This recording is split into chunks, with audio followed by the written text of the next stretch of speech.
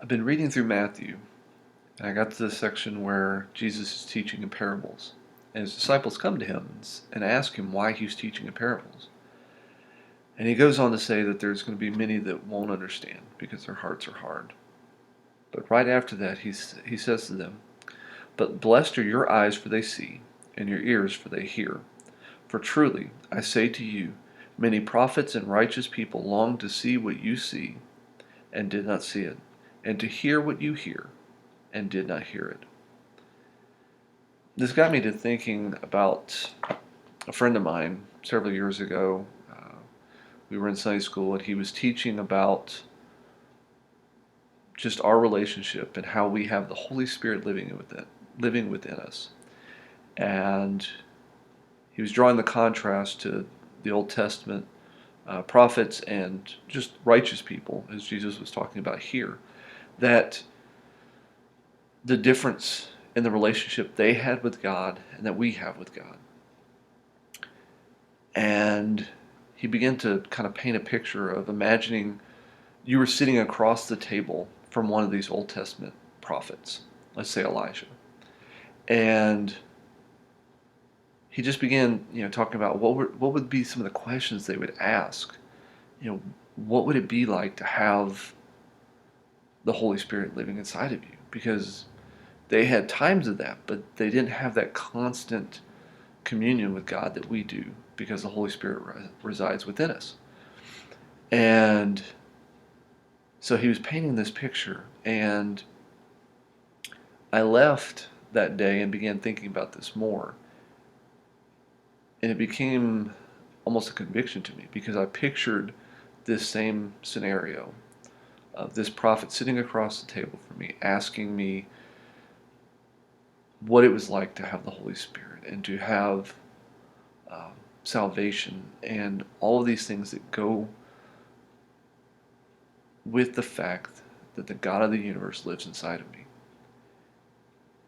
And I took it a step further, and I could just imagine them reaching across the table and just shaking me, saying, "You have the thing that I longed for my entire life, that constant fellowship with the God of the universe, and you squander it.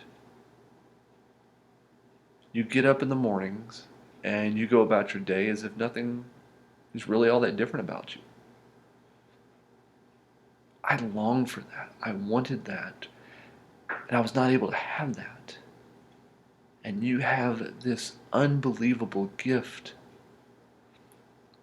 the salvation of your soul. But on top of that, you have the Holy Spirit inside of you, guiding you, directing you, making intercession for you when you don't even know how to pray. And you treat it like a box of cereal you have in your pantry that, when you get hungry, you'll go and get something. But the rest of the time, it's of no consequence to your life. And so I was reading that, and I was just thinking about there is conviction in that, but that it's just a reminder of the great gift that we have, and that those Old Testament prophets and righteous people long for it. Peter also discusses this in his epistle. He says, "Concerning this salvation, the prophets who prophesied about the grace that was to be yours searched and inquired carefully, inquiring what person or time the Spirit of Christ in them was indicating when he predicted the sufferings of Christ and the subsequent glories.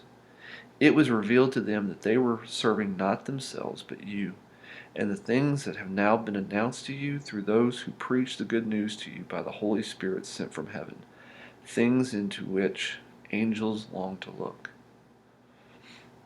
And so Peter's just building on what Christ was already discussing when he was telling his disciples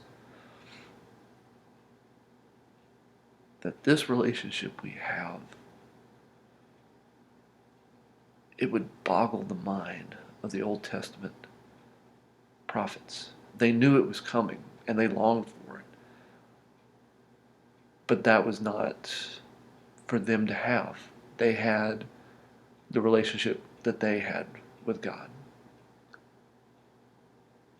And so, as I continue to wrestle with this myself, I want these verses to be one, a reminder of the great gift that we have,